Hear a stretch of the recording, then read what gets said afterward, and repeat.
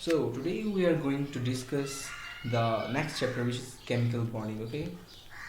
So firstly, we have to discuss the definition. What is the definition?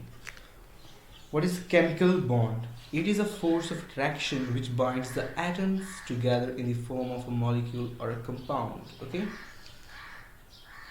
Why are chemical bonds formed? To achieve the stable electronic configuration according to the nearest noble gas. ये हमने पीछे भी discuss किया था कि हम क्यों, यानी कि वो क्यों आपस में क्या कहते हैं, वो हमने पढ़ा था ना कि जो हमने पढ़ा था कि स्ट्रक्चर वाला, जिसके अंदर हम शेल्स की बात कर रहे थे, और मैंने आपको कल बताया जो लास्ट नेक्स्ट लेक्चर था हमारा, उसके अंदर आपको बताया था कि किस तरह वो बॉन्डिंग करते हैं, क्यों करते हैं, ताकि वो नोबल गैसेस का जो वो है उनकी तरह का एक स्ट्रक्चर, उनके लास्ट शेल में 8 इलेक्ट्रॉन्स हो जाएं ताकि वो स्टेबल हो जाए, क्योंकि बाकी जब उनका ऑक्टेट रूल फॉलो नहीं होता, यानी कि ऑक्टेट रूल के अकॉर्डिंग उनके पास 8 इलेक्ट्रॉन्स नहीं होते, तो उनके पास वो क्या कहते हैं, स्टेबल नहीं होते, ठीक है, वो अनस्टेबल होते हैं, ठीक है। तो वो केमिकल बॉन्डिंग क्यों करते हैं? ताकि वो स्टेबल हो जाए, ठीक है, ताकि वो नोबल गैस का जो स्ट्रक्चर है वो अचीव कर ले, ठीक है। डुप्लेट रूल ये हमने पहले पढ़ लिया। डुप्लेट रूल क्या होता है? If an atom has 2 electrons in its valence shell after the formation of a chemical bond then it follows the duplet rule. Valence shell क्या होता है? जो सबसे लास्ट शेल होता है हमारे पास, फर्ज करें एक एटम है हमारे पास, उसका फर्स्ट शेल है, ठीक है, ये first shell, second shell, third shell. अब जो सबसे लास्ट वाला होता है ना, चाहे 10 हो या जितनी मर्जी हो, जो लास्ट वाला शेल होता है ना, उसको हम कहते हैं वैलेंस शेल, ठीक है, वैलेंस शेल, ठीक है, उसको हम कहते हैं वैलेंस शेल, ठीक है जी।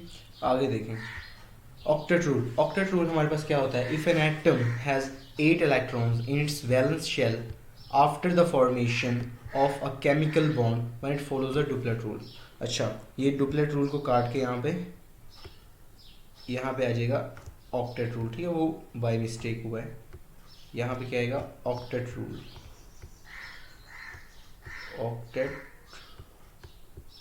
रूल। चलिए देखें, डुप्लेट रूल कब फॉलो हो सकता है? सिर्फ फर्स्ट शेल के लिए होता है डुप्लेट रूल। फर्स्ट शेल के अंदर डुप्लेट रूल फॉलो होता है सिर्फ। अगर हम कहें ना कि डुप्लेट रूल, ये 2 शेल्स हैं, ये फर्स्ट शेल, ये सेकंड शेल, इसके अंदर 2 इलेक्ट्रॉन्स हों, तो ये डुप्लेट रूल नहीं है। डुप्लेट रूल सिर्फ फर्स्ट शेल के अंदर अप्लाई हो सकता है, ठीक है, और बाकी सब के लिए ऑक्टेट रूल होता है हमारे पास, ठीक है। तो ये इंपॉर्टेंट बात है, ये आपको याद रखनी है, ठीक है। चलिए जी, आगे हमारे पास आ जाता है types of chemical bonding. Ionic bonding होती है, ठीक है, और इसको हम इलेक्ट्रोवैलेंट बॉन्डिंग भी कहते हैं, ठीक है। आयनिक बॉन्डिंग क्या होती है? जिसके अंदर हमारे पास, हम आगे जाके भी डेफिनेशन भी करेंगे इसकी। तो आयनिक बॉन्डिंग ये होती है कि जिसके अंदर कम्प्लीटली एक, यानी कि मेरे पास फ़र्ज़ करें मेरे पास 10 रुपये हैं, ठीक है, मैंने ये एक बंदे को दे दिए हैं हमेशा के लिए, मैंने उससे कहा कि मैं तुमसे वापस नहीं लूँगा, ये 10 रुपये आपके हो गए, ठीक है। तो ये एक किस्म का, इस तरह का एक एटम जब अपना चार्ज दूसरे एटम को दे देता है ना, ताकि वो दोनों स्टेबल हो जाएं, तो कम्प्लीटली दे देता है, यानी वो वापस नहीं लेता उससे, तो इसको हम कहते हैं आयनिक बॉन्डिंग। इसको भी हम आगे जाके डेफिनेशन भी करेंगे इसकी, ठीक है। कोवलेंट बॉन्डिंग, इसके अंदर शेयरिंग होती है, यानी कि मेरे पास 10 रुपये हैं, ठीक है, और मेरा दोस्त आज पैसे नहीं लेके आया, ठीक है, फ़र्ज़ करें मेरे दोस्त आज पैसे नहीं लेके आया और मेरे पास 10 रुपये हैं, तो मैं अपने दोस्त से कहता हूँ चलो आज हम 5-5 की चीज़ खा लेंगे, ठीक है। तो ये हो गया हमारे पास शेयरिंग। कोवलेंट के अंदर शेयरिंग होती है जब 2 एटम्स शेयर करते हैं इलेक्ट्रॉन्स को, ठीक है ना। आगे जी, मेटेलिक बॉन्डिंग मेटल्स के दरमियान में होती है, और डेटिव कोवलेंट ये काफ़ी रेयर आती है ओ लेवल के अंदर, ठीक है, और कुछ स्टूडेंट्स को तो इसका बिल्कुल भी पता नहीं होता, तो ये हम आगे जाके देखेंगे, ठीक है। इसके अंदर बेसिकली होता है ये कि एक ही एटम 2 इलेक्ट्रॉन शेयर कर रहा होता है, ठीक है। चलिए जी, नेक्स्ट हम देखते हैं, ये रहा आयनिक बॉन्डिंग और electrovalent bonding. Definition 1, it is an electrostatic force of attraction which is present between 2 oppositely charged ions, ठीक है जी। अब देखें, ये देखें, एक Na है, ठीक है, और एक Cl है, ठीक है, ये पॉजिटिव 1 है, ये नेगेटिव 1 है, ठीक है।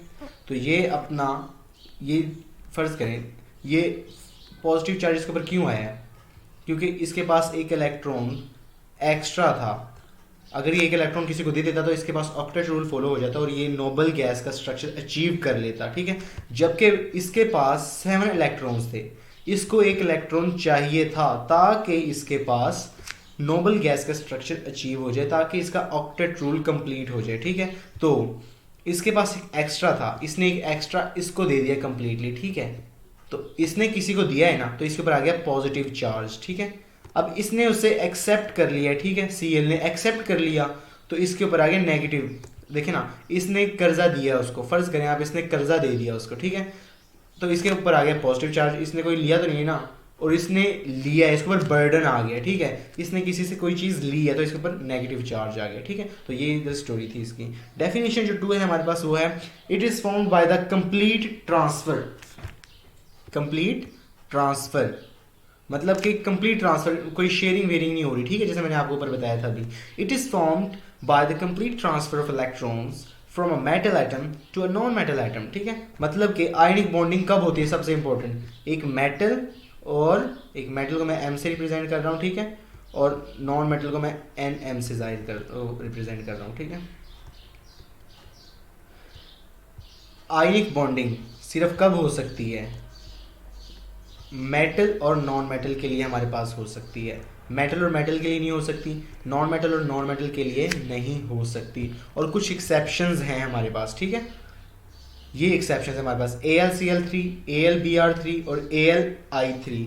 मतलब कि जो एल्यूमिनियम की जो बॉन्डिंग है हेलोजेंस के साथ, वो हमारे पास आयनिक बॉन्डिंग नहीं कहलाती। ये आपने याद कर लेना है, ठीक है। ये एक्सेप्शंस हैं, क्योंकि है तो ये भी एक मेटल और एक नॉन मेटल है ना, एल्यूमिनियम मेटल है और क्लोरीन जो है वो नॉन मेटल है।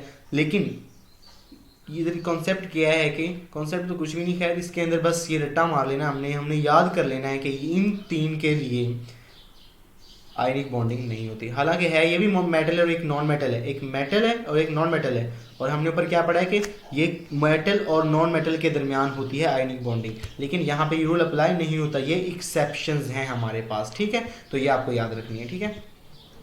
चलिए जी, आगे हमारे पास कुछ practice. Draw the dot and cross diagram for the following ionic compounds. चलिए जी देख लेते हैं। NaCl, उसने हमारे पास क्या कहा है, Na, उसने हमसे कहा है कि हमने NaCl के लिए करना है, ठीक है। चलिए जी, और उसने कहा क्या है, valence shell electrons. Valence shell हमने भी ऊपर पढ़ा था क्या होता है, जो सबसे लास्ट शेल होता है, ठीक है। तो सबसे पहले तो हम क्या करते हैं कि हम सबसे पहले करते हैं ये हैं कि Na लिख लेते हैं इधर, ठीक है, Na, और यहाँ पर लिख लेते हैं Cl, ठीक है। चलिए जी, इसकी इलेक्ट्रॉनिक कॉन्फ़िगरेशन हम लिख लेते हैं सबसे पहले इसके सामने, ठीक है। इसका प्रोटॉन नंबर क्या होता है Na का, वो होता है 11, ठीक है। तो फर्स्ट शेल के अंदर आगे 2, दूसरे के अंदर आगे, सेकंड शेल के अंदर आगे 8 और थर्ड के अंदर आगे 1। चलिए जी, अब जो क्लोरीन है इसका होता है 17, ठीक है। फर्स्ट के अंदर आगे 2, सेकंड के अंदर आगे 8 और यहाँ पे लास्ट वाले के अंदर आगे 7, ठीक है। अब देखें, इसको इसके लास्ट शेल में 7 इलेक्ट्रॉन्स चाहिए। अगर ये किसी से इलेक्ट्रॉन लेना चाहे तो 7 तो कोई नहीं ना देगा, तो ये अपना एक लूज कर देगा, ठीक है। जबकि इसके पास 7 है, सिर्फ इसको एक ही चाहिए, तो ये इससे एक ले लेगा, ठीक है। सोडियम क्लोरीन को एक दे देगा। तो देखिए, हम सबसे पहले करेंगे यूं के Na, ठीक है, और ये बना लें सर्कल आप, ठीक है, और इसको इस तरह ब्रैकेट लगा दें बीच में, ठीक है। और एक और इम्पोर्टेंट, बीच में कोई ये मल्टीप्लाई का साइन नहीं डालना, प्लस का साइन नहीं डालना, कोई और अजीब अजीब सी चीज़ें नहीं डालनी, ठीक है। हमने बीच में लगा देना सिर्फ एक डॉट इस तरह करके, ठीक है। और आगे देखें, यहाँ पे हम लिख देंगे Cl, ठीक है। चलें जी, अब देखिए जी, अब देखें, इसने एक तो उसको दे दिया है, ठीक है, एक इसने, इसके पास टोटल 11 थे ना, इसने 1 इसको डोनेट कर दिया, ठीक है, इसको दे दिया, कंप्लीटली दे दिया, इसको कहा कि तुम ले लो भाई ये, ठीक है। तो इसके पास पीछे कितने रह गए, अब इसके पास 8 रह गए ना, 8, ठीक है। तो हाँ, और पेयर्स की फॉर्म में शो करना है, ठीक है, पेयर्स की, ऐसा नहीं कि एक यहाँ पे, एक यहाँ पे, 2 यहाँ पे, एक यहाँ पे, पेयर्स की फॉर्म में शो करना है, ठीक है। 2 ये यहाँ पे 2, ठीक है, और यहाँ पे 2, ठीक हो गया। अब यहाँ पे हमने जब शो करना है, एक को तो हमने सर्कल से शो कर दिया, ठीक है, दूसरे को हम करेंगे क्रॉस से शो। चलें जी, एक यहाँ पे आ गया, 2 यहाँ पे आ गए, 2 यहाँ पे आ गए, 2 यहाँ पे आ गए, एक यहाँ पे आ गया, ठीक है। ये तो थे कि क्लोरीन के पास इतने 7 टोटल पहले ही थे, तो एक ये इसने शेयर किया ना, एक इसने शेयर नहीं किया, इसको कंप्लीटली ट्रांसफर किया, इसने एक उसको दे दिया, ठीक है। तो इसके पास सर्कल वाला था ना, तो इसको हम इधर से सर्कल से शो करेंगे कि इसका मतलब इससे हमसे हमारे से ये रिप्रेजेंट हो गया है कि इसने एक इलेक्ट्रॉन लिया है, और ऊपर इसने एक दिया है तो इसके ऊपर +1 आ जाएगा, ठीक है, +1 आ जाएगा। इसने एक लिया है तो इसके पास -1 चार्ज आ जाएगा। तो इस तरह हम शो करते हैं डॉट एंड क्रॉस डायग्राम, ठीक है। चलिए जी, नेक्स्ट वाली एग्जांपल देख लेते हैं अब हम Mg। अब इसी तरह हमने Mg का देख लेना है कि क्या होता है इसका, क्या कहते हैं वो, प्रोटॉन नंबर। इसी तरह सेम प्रोसेस सेम रहेगा सबकी, हर किसी के लिए, ठीक है। तो हमारे पास देख लेते हैं Mg के लिए हमारे पास 12 प्रोटॉन नंबर होता है, और इस ऑक्सीजन है, ऑक्सीजन के लिए हमारे पास होता है 8। चलिए जी देख लें, यहाँ पे क्या है जी, फर्स्ट में आगे 2, सेकंड में आगे 8, 12 है ना टोटल, तो इसमें थर्ड वाले में आगे 2। चलिए जी, ऑक्सीजन के पास फर्स्ट में आगे 2 और इधर आगे 6। चलिए जी, इसको सिर्फ 2 चाहिए और इसको 6 चाहिए, तो 6 तो इसको कोई देगा नहीं, तो इसको सिर्फ 2 चाहिए, तो ये 2 इधर आ जाएंगे, ठीक है। अब उसी तरह हम ये बनाएंगे, ठीक है। तो लास्ट शेल में जब ये 2 दे देगा, तो लास्ट शेल, उसने ऊपर कहा ना वैलेंस शेल, तो वैलेंस शेल के अंदर जब ये 2 देगा तो लास्ट वाला शेल यही वाला होगा ना जो 8 वाला हमारे पास, ठीक है। तो वो 8 हमारे पास इलेक्ट्रॉन्स हम इधर शो कर देंगे। आप इसको क्रॉस से कर लें या इसके से क्रॉस से कर लें, वो आपकी मर्जी है, लेकिन एक को क्रॉस से करना है और एक को डॉट से करना है, ठीक है। तो देखिए जी, इसको हमने डॉट से कर लिया। ऑक्सीजन के पास हमारे पास 6 थे, तो 6 को हमने, ये बेसिकली इधर गलत हो गया, ठीक है। तो ये 6 मेरे पास आएंगे क्रॉस से, ठीक है। ये तो हो गए, ये 6 ऑक्सीजन के पास ऑलरेडी थे, ठीक है। ये 6 क्या थे, ऑक्सीजन के पास ऑलरेडी थे, और 2 जो ये वाले 2 थे वो मैग्नीशियम ने ऑक्सीजन को दे दिए, तो उनको हमने सर्कल्स से शो कर दिया। अब देखें, इसने 2 इलेक्ट्रॉन्स दिए ना, तो इसके ऊपर आ गया +2 चार्ज, और इसने 2 इलेक्ट्रॉन्स लिए हैं मैग्नीशियम से, तो इसके ऊपर आ गया -2 चार्ज, ओके। चलिए जब हम आगे देख लेते हैं, आगे हमारे पास सिमिलर एग्जांपल, हाँ अब ये वाली देख लेते हैं हम, ठीक है। चलिए जी, ये ज़रा डिफरेंट है थोड़ी सी, ठीक है। तो देखें जी, अब एल्यूमिनियम, एल्यूमिनियम का हमारे पास क्या होता है। चलिए जी, एल्यूमिनियम हमारे पास जो है, फर्स्टली ये लिख लें हम, 1 मिनट, ये ठीक है, An। चलिए जी, एक एल्यूमिनियम है हमारे पास, ठीक है, और दूसरा है हमारे पास ऑक्सीजन। तो एल्यूमिनियम का हमारे पास प्रोटॉन नंबर जो है वो होता है क्या, 13। तो फर्स्ट में आगे 2, सेकंड में आगे 10, और लास्ट वाले में आगे 3, ठीक है। चलिए जी, 3 आगे। अब देखें जी, जब ऑक्सीजन का हमारे पास प्रोटॉन नंबर क्या है, 8, एक में आगे 2 और एक में आगे 6। चलिए जी, अब देखें यहाँ पे जो न्यू चेंज है वो ये है कि देखें यहाँ पे Al के साथ 2 लगा है, ठीक है। तो इसका बनाने के लिए हम सारा प्रोसीजर वही है, सारा सेम टू सेम वही है, बस देखें अब इसका 2 है ना, Al2, तो जैसे हमने ब्रैकेट्स के बाहर उधर पहले तो कुछ भी नहीं लगाया था क्योंकि वहाँ पे कोई नहीं था, पहले MgO था हमारे पास, जो हमने लास्ट एग्जांपल किया अभी MgO, तो उसके ऊपर यहाँ पे 2 3 कुछ भी नहीं है ना, तो इसलिए हमने उधर कुछ नहीं लगाया था। यहाँ पे Al2 है, तो यहाँ पे हम लगाएंगे पहले 2, Al के ब्रैकेट्स के बाहर हम लगाएंगे 2, और इसने 3 इलेक्ट्रॉन्स दिए ना, इसको देखें ना, यहाँ पे ये देखें, ये क्या था, एल्यूमिनियम। एल्यूमिनियम के हमारे पास 13 इलेक्ट्रॉन्स थे, तो उसको स्टेबल करने के लिए हमें उसका ऑक्टेट रूल फॉलो करना था, यानी कंप्लीट करना था, उसका लास्ट शेल कंप्लीट करना था, उसके अंदर 8 इलेक्ट्रॉन्स होने चाहिए थे, ठीक है। और सॉरी यहाँ पे सेकंड में 10 तो हम कर ही नहीं सकते, यहाँ पे 8 आएगा, ठीक है, 8 ओके। ठीक है। तो 8, तभी हम ये 3 किसी को डोनेट कर देंगे तभी तो हमारे पास 8 होंगे ना। तो देखें वो लेने के लिए हमारे पास कौन आ गया, ऑक्सीजन आ गया। ठीक है, अब देखिए जी हमने 2 ले लिए एल्यूमिनियम। ठीक है, एक 3 डोनेट कर रहा था, एक जो एल्यूमिनियम है वो 3 इलेक्ट्रॉन्स डोनेट कर रहा था। तो 2 जब करेंगे, एक 3 कर रहा था, 2 जब करेंगे तो 2 6 हो जाएंगे। ठीक है, तो 6 इलेक्ट्रॉन्स को एकोमोडेट करने के लिए हमारे पास 3 ऑक्सीजन एटम्स आएंगे। ठीक है, तो इसलिए हमने यहाँ पे O3 लिखा है ना, तो 3 लगा दिया और बाकी सारा सेम है हमारे पास। ठीक है, इसने क्योंकि एक ऑक्सीजन एटम, अब हाँ यहाँ पे ये नहीं लिखा कि यहाँ पे 3 ऑक्सीजन आए तो यहाँ पे -6 हो जाएगा, ऐसे नहीं करना। वैलेंसी ऊपर वही लगानी जो एक सिंगल एटम की होती है। ठीक है, यहाँ पे देखें 2 थे तो हमने ये थोड़ी किया कि +6 हो गया। एक एल्यूमिनियम एटम की जो वैलेंसी होती है हम उसी को लिखते हैं यहाँ पे। ठीक है, यहाँ पे +3, एक एल्यूमिनियम जो एटम है उसकी क्या होती है वैलेंसी, +3 होती है। ठीक है, तो हमने यहाँ पे +3 लिख दिया है। और ऑक्सीजन के एक एटम की वैलेंसी क्या होती है, -2, तो हमने -2 ही लिखा है। बाकी वो 3 हम यहाँ पे लिखेंगे और यहाँ पे लिखेंगे। ठीक है, Al के साथ जो लिखा होगा उसको हम यहाँ पे लिखेंगे, O3 के साथ यहाँ पे जो लिखा होगा उसको हम यहाँ पे लिखेंगे। ऐसे यही नहीं कि सिर्फ Al2O3 है, ऐसे कोई भी आ जाए तो उसको हम ऐसे ही लिखेंगे। ठीक है, जैसे यहाँ पे अभी मैंने शो किया आपको।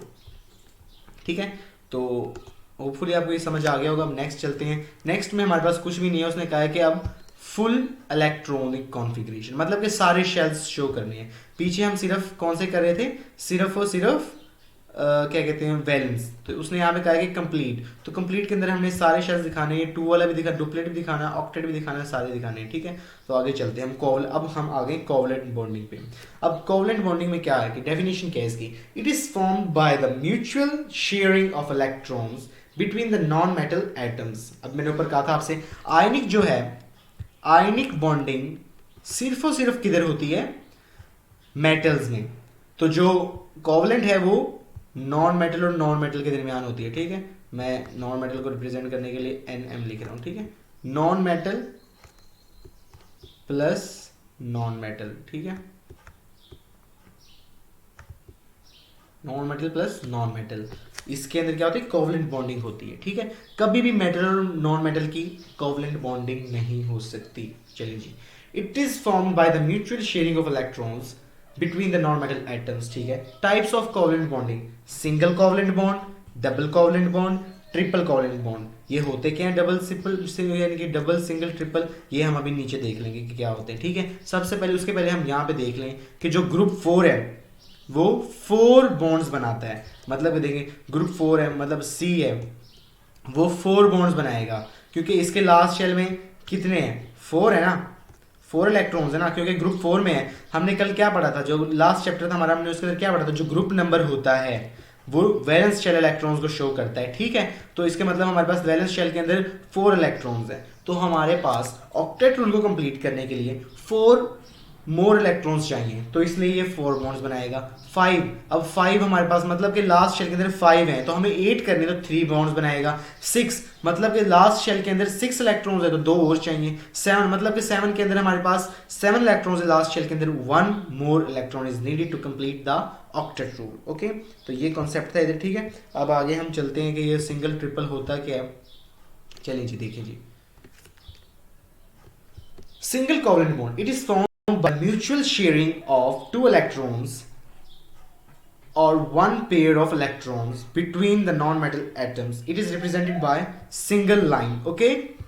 चलिए जी देखिए जी, ये देखें हम बेसिकली बात कर रहे थे सिंगल कोवलेंट बॉन्ड की। ठीक है, तो देखें अब Cl और Cl, ये देखें ये मैं इसको ज़रा और अच्छा कर लेता हूँ, 1 मिनट।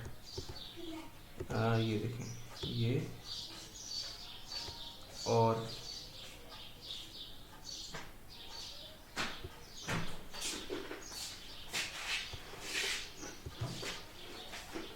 क्या देखें, ये देखें अब ये भी Cl है। ठीक है, और ये भी Cl है। ठीक है, इसके लास्ट शेल में 7 इलेक्ट्रॉन्स हैं। ठीक है, कितने इलेक्ट्रॉन्स हैं, 7 इलेक्ट्रॉन्स हैं। ठीक है, ये मैं शो कर देता हूँ ऐसे, 2 ये रे, 2 ये रे और 2 ये रहे। अब जो इसका एक है ना वो ये यहाँ पे लाएगा, यहाँ पे है, यहाँ पे, ठीक है।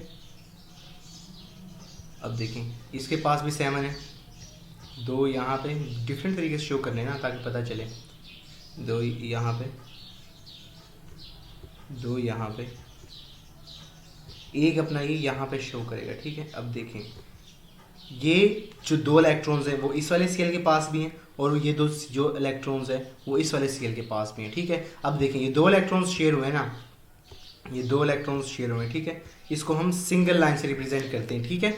सिंगल लाइन से रिप्रेजेंट करते हैं। इस एक लाइन का मतलब होता है कि 2 इलेक्ट्रॉन्स शेयर हुए हैं, एक दोनों एलिमेंट से एक एक, वो क्या कहते हैं, इलेक्ट्रॉन शेयर हुआ है, ठीक है। तो ये इसका मतलब है। अब देखिए अब इसी तरह आ जाता है हमारे पास double covalent bond. Double covalent bond के अंदर सेम टू सेम सारा का सारा जो प्रोसेस है वो सेम है, बस इधर 2 ये हमारे पास 2 लाइन से रिप्रेजेंट करते हैं इसको, 2 लाइन से, ठीक है। इसका मतलब इसके अंदर कितने इलेक्ट्रॉन्स शेयर हुए हैं इसके अंदर, हमारे पास इसके अंदर कितने इलेक्ट्रॉन्स शेयर होते हैं, बेसिकली 4 इलेक्ट्रॉन्स, ठीक है। देखें एक यहाँ पे, एक यहाँ पे, एक यहाँ पे और एक यहाँ पे, ठीक है। तो 4 इलेक्ट्रॉन्स हो गए, ठीक है। तो और इसको हम कहते हैं 2 पेयर्स, ठीक है। 2 उसको हम जो ऊपर हमने किया उसको हम कहते हैं 1 पेयर या 2 इलेक्ट्रॉन्स, इसको हम कहते हैं 2 पेयर्स या 4 इलेक्ट्रॉन्स, ठीक है। इसी तरह जो हमारे पास ट्रिपल कोवलेंट बॉन्ड है उसका भी सेम कॉन्सेप्ट है, 3 लाइन से शो करते हैं, 6 इलेक्ट्रॉन्स शेयर होते हैं और 3 पेयर्स होते हैं हमारे पास। जिस तरह हमारे पास इसकी एग्जाम्पल है किसकी, नाइट्रोजन की है। देखें ये और ये ले ली, ये रहा हमारे पास नाइट्रोजन, ये भी रहा नाइट्रोजन, ठीक है। नाइट्रोजन किस ग्रुप में है, इसके हमारे पास इसके अंदर होते हैं 5 इलेक्ट्रॉन्स, ठीक है। तो 2 तो हो गए बाहर, ठीक है। 3, एक नाइट्रोजन के 3 यहाँ पे आ गए, 3 दूसरे के 3 आ गए यहाँ पे, ठीक है। दूसरे के 3 आ गए यहाँ पे और 2 इसके यहाँ पे बचे हुए, ठीक है।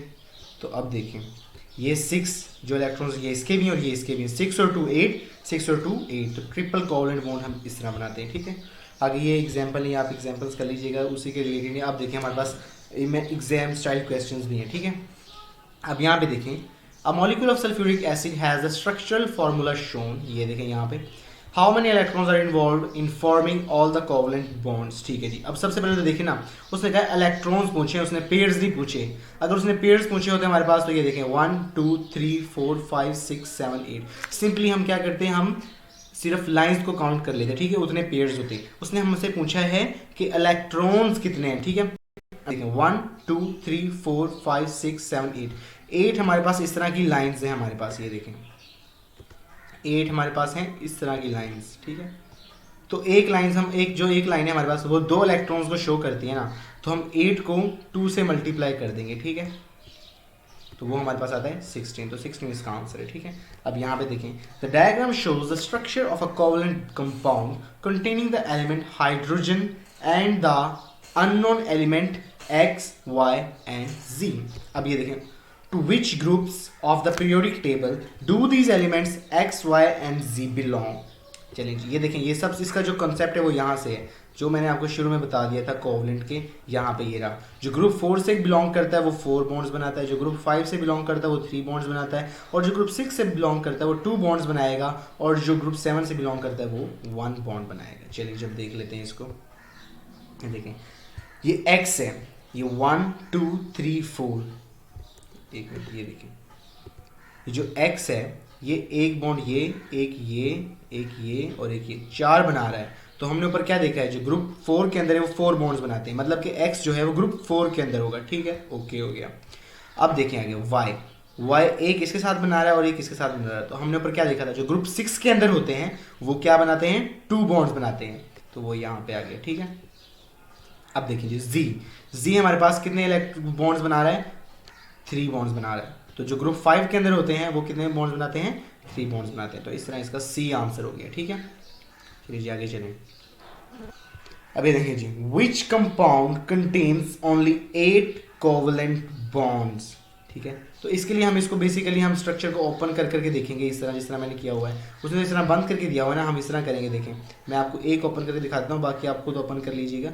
ये देखें सी, ठीक है, ये सी मैंने लगा दिया। इसका 2 एच हैं, चलें जी एच लगाते हैं इसके साथ। ये एक एच ये रहा और एक एच ये रहा, ठीक है। आगे चलें, उसके बाद वो कहता है कि ओ भी है। चलिए जी ओ भी लगा देते हैं। ओ के साथ हमेशा डबल बॉन्ड बनेगा इसका, ठीक है।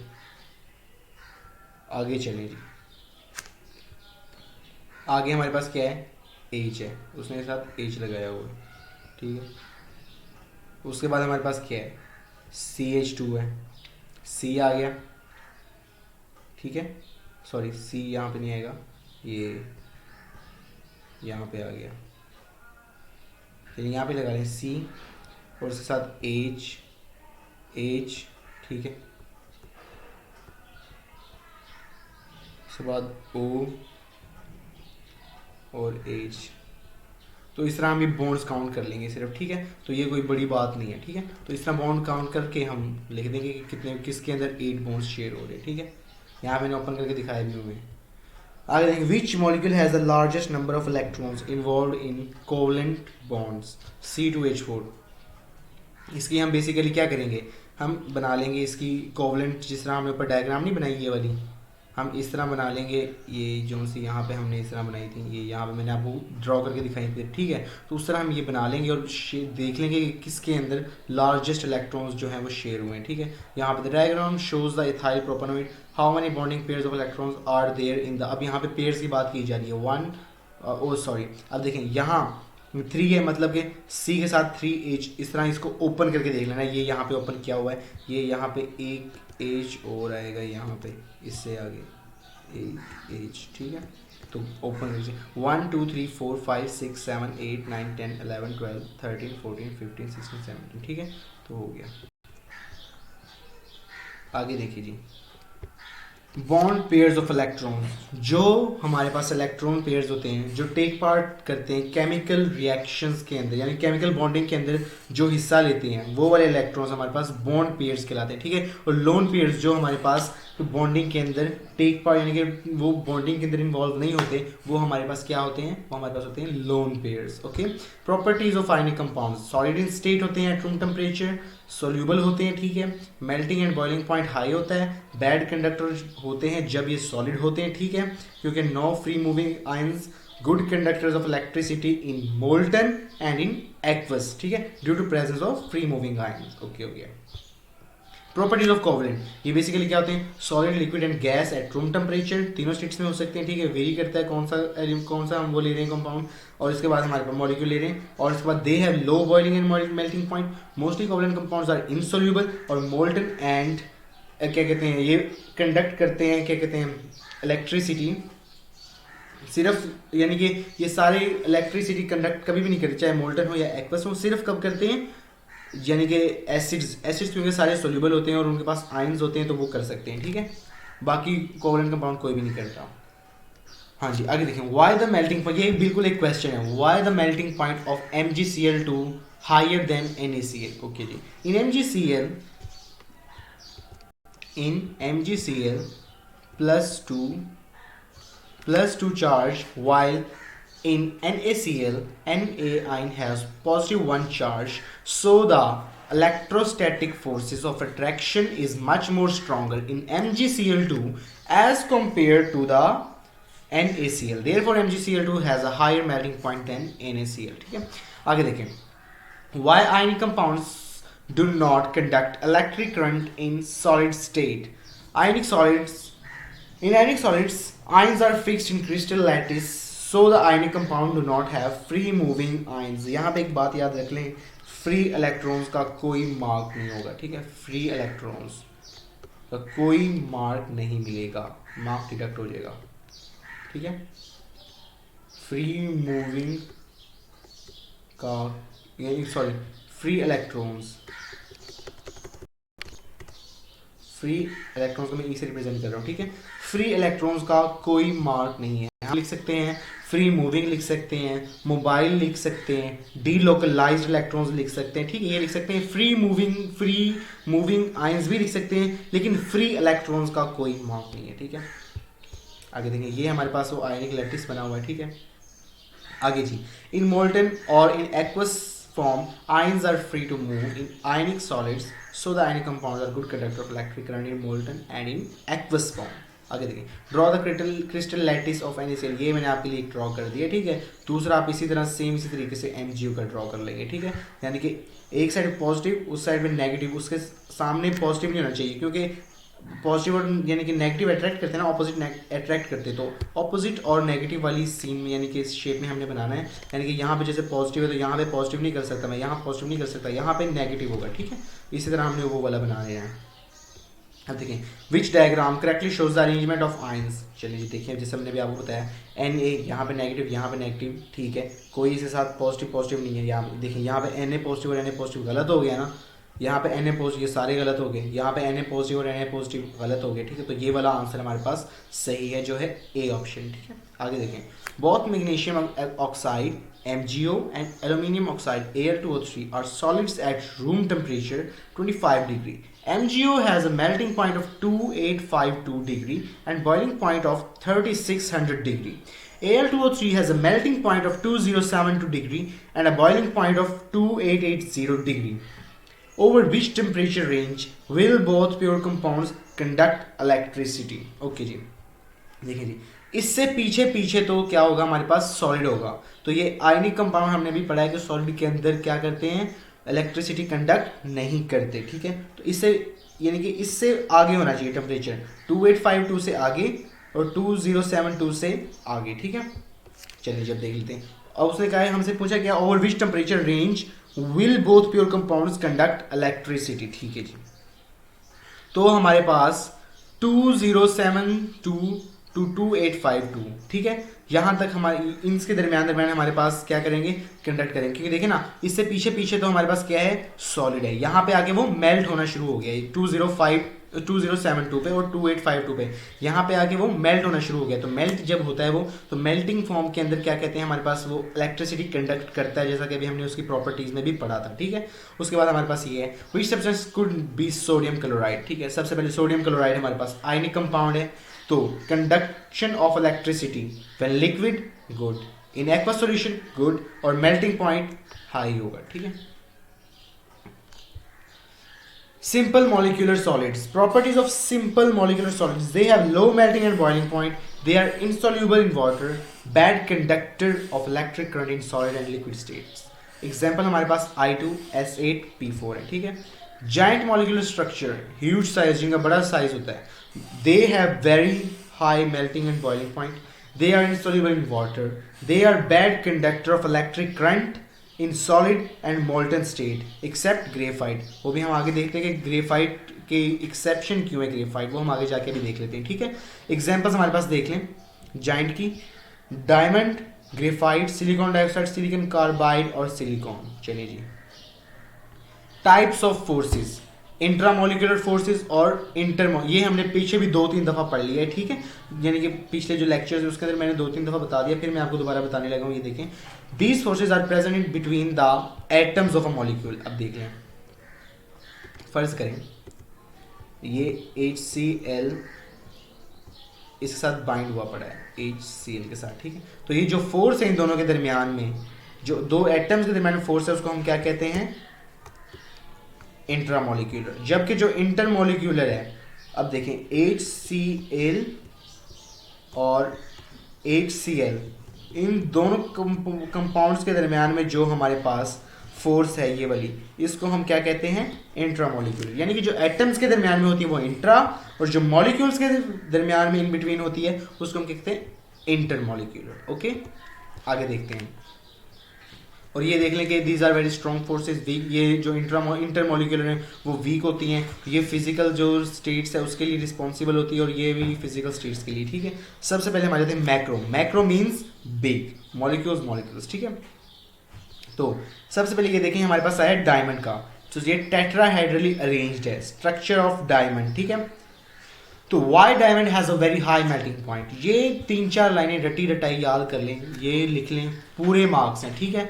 तो in diamond there is a strong covalent network of carbon atoms, so huge amount of energy is required to overcome the strong intramolecular forces between the carbon atoms, therefore diamond has a very high melting point, ठीक है। यहाँ पे high missing हो गया, वो लिख लें आप, ठीक है। देखें इंट्रामोलिकुलर, ये भी कार्बन कार्बन कार्बन सारे एटम्स है, तो एटम्स के दरम्यान में हमने क्या पढ़ा है, इंट्रामोलिकुलर फोर्सेस होती हैं, ओके। आगे चलिए आगे देखिए हमारे पास क्या है, why diamond is a bad conductor. Bad conductor क्यों? क्योंकि इसके पास फ्री मूविंग इलेक्ट्रॉन्स नहीं है। मैं दोबारा बता रहा हूँ, फ्री इलेक्ट्रॉन्स का कोई मार्क नहीं है। हम लिख सकते हैं, तो क्या लिख सकते हैं, delocalised electrons, mobile electrons, free moving electrons, ठीक है। In diamond each carbon atom is a covalently bonded with 4 other carbon atoms. यहाँ पे देखें, एक कार्बन एटम है, ये कितने के और के साथ बॉन्ड यानी कि इसका हुआ पड़ा है, ये देखें 1 2 3 4, एक कार्बन एटम 4 दूसरे कार्बन के साथ बॉन्डेड है, ठीक है। और therefore it has no free moving electrons for the conduction of electric current, that's why diamond is a bad conductor of electric current. Uses of diamond, glass cutting, drilling rocks, jewellery, ठीक है। Silicon dioxide और quartz और sand और silicon, ये तीनों नाम आपको याद होने चाहिए, एग्जामिनर कोई भी यूज कर सकता है इसके अंदर से, ठीक है। तो देखिए जी, ये जो है, ये जो ब्लैक कलर की है वो हमारे पास सिलिकॉन है, और जो दूसरा है जो व्हाइट कलर की वो हमारे पास ऑक्सीजन है, ठीक है। Why silicon has a very high melting point, ठीक है। In silicon dioxide there is a covalent network of silicon and oxygen atom, so huge amount of energy is required to overcome the strong intramolecular forces between the oxygen and silicon atoms, therefore SiO2 has a very melting point। अगर आप notice करें तो ये जो हमारे पास ये first जो paragraph है, ये इसमें और डायमंड में और बाकी जो हम आगे पढ़ेंगे उन सब में ये कॉमन होगा, ठीक है। और उसके बाद जो ये है हमारे पास, why SiO2 is a bad conductor of electric current. In SiO2, in silicon dioxide या SiO2, each silicon atom is covalently bonded to 4 oxygen atoms। देख लेते हैं, ये देखें यहाँ पे ये क्या है, हमारे पास सिलिकॉन है, ठीक है। ये 4 दूसरे ऑक्सीजन एटम के साथ बॉन्डेड है, ठीक है। तो फ्री इलेक्ट्रॉन्स कोई है ही नहीं, ठीक है। तो इसलिए हमारे पास no mobile electrons, no delocalised electrons, ठीक है। That's why it is a bad conductor of electric current. Uses of silicon dioxide, cement manufacturing, glass making. अब ग्रेफाइट, अभी हमने देखा था ना कि ग्रेफाइट के अंदर इलेक्ट्रिसिटी कंडक्ट होती है, बाकी के अंदर नहीं होती, तो ये क्या वजह है, ये देखें, इसके अंदर हमारे पास क्या होती है, यहाँ पे why graphite has a low melting point as compared to diamond. In graphite, carbon atoms are arranged in layer form and weak van der Waals forces are present between the layers, so small amount of energy is required to overcome these weak intermolecular forces, therefore graphite has a low melting point as compared to diamond। चलिए मैं आपको समझाता हूँ कि ये definition क्या कह रही है। देखिए यहाँ पे ये क्या है, ये कार्बन एटम्स है, ये कार्बन इसके साथ इसके साथ इसके साथ इसके साथ इसके साथ और इसके साथ, यहाँ पे तो हमारे पास हैं इंट्रामोलिक्यूलर जो एटम्स के दरमियान होती हैं, ठीक है। इंट्रा फोर्सेस है यहाँ पे, ठीक है, ओके हो गया।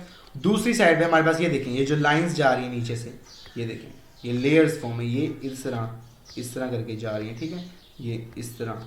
तो ये हमारे पास इंट्रा नहीं है, इंटर है, क्योंकि मॉलिक्यूल्स के दरमियान में, ये देखिए ना, ये दूर इनको इनके साथ कनेक्ट कर रही है, तो ये हमारे पास इंट्रा कह लें, इंटर कह लें इनको, या हमारे पास वैन डेर वाल्स फोर्सेस कह सकते हैं आप इनको, ठीक है। इसकी वजह से हमारे पास, क्योंकि ये हमारे पास क्या कहते हैं, यानी कि वीक फोर्सेस है, इसकी वजह से हमारे पास ये एक दूसरे के ऊपर स्लाइड ओवर ईच अदर होता है, और इसके अलावा हमारे पास फ्री इलेक्ट्रॉन्स आ जाते हैं इसकी वजह से हमारे पास। तो इसलिए हमारे पास क्या होता है कि इलेक्ट्रिसिटी कंडक्ट होना शुरू हो जाती है इसके अंदर, ठीक है।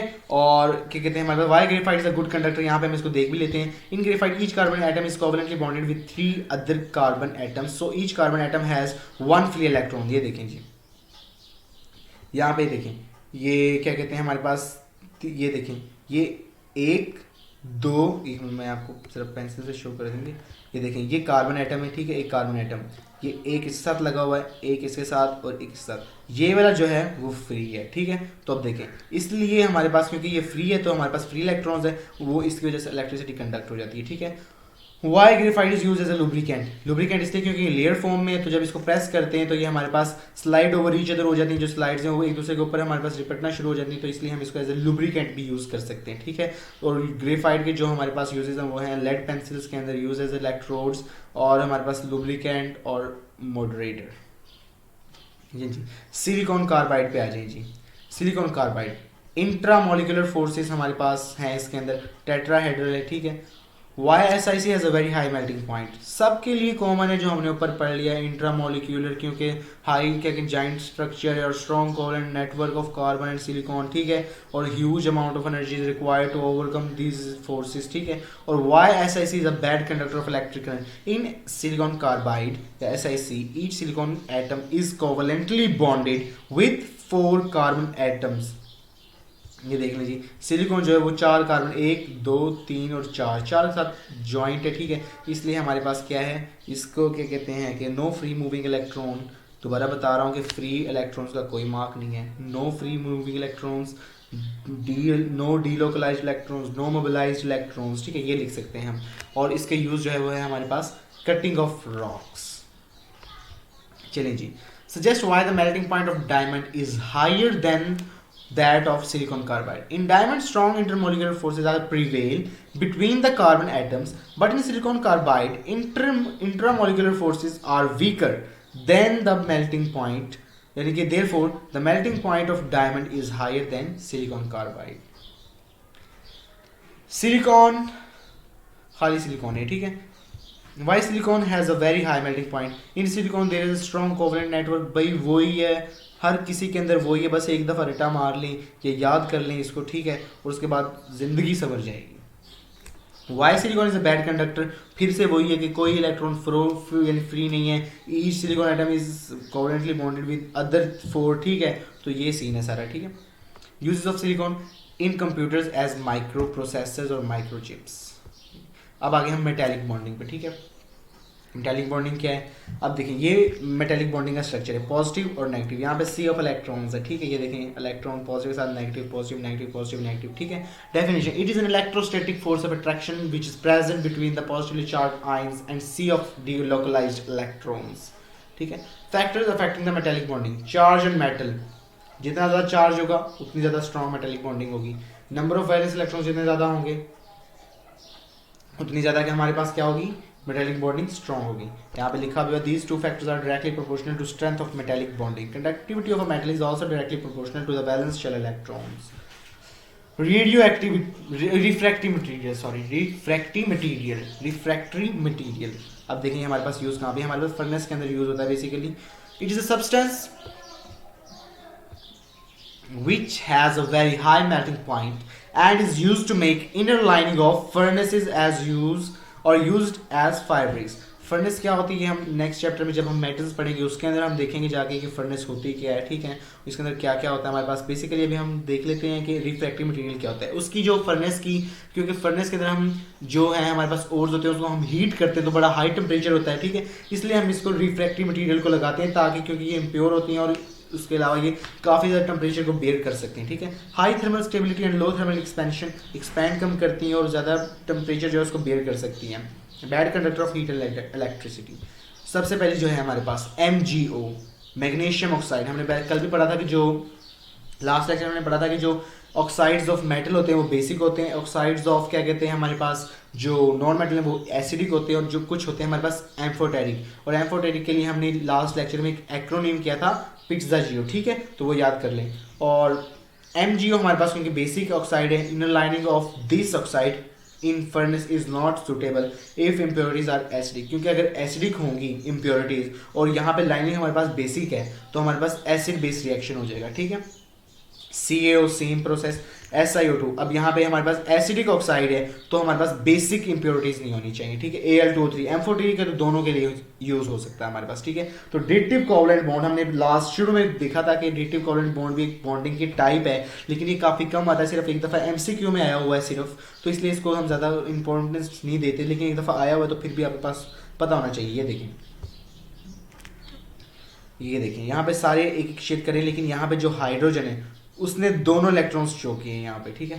हाइड्रोजन नहीं, नाइट्रोजन ने, दोनों इलेक्ट्रॉन्स नाइट्रोजन ने शेयर किए हैं, तो इसको हम कहते हैं यहाँ पे आगे डेटिव कोवलेंट बॉन्डिंग, ठीक है। तो ये बस कोवलेंट, ये डेटिव कोवलेंट का कॉन्सेप्ट है, ठीक है।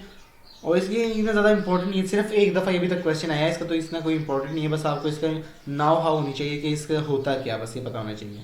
All ammonium salts have 3 types of chemical bonding, ionic, covalent and dative. ये इंपॉर्टेंट है, ठीक है, क्योंकि अमोनियम सॉल्ट्स हमारे MCQ में आ सकता है कि कौन सा जो हमारे पास कंपाउंड है वो 3 किस्म की 3 टाइप्स ऑफ बॉन्डिंग है कर रखता है हमारे पास, तो वो हमारे पास अमोनियम सॉल्ट्स हैं, ठीक है।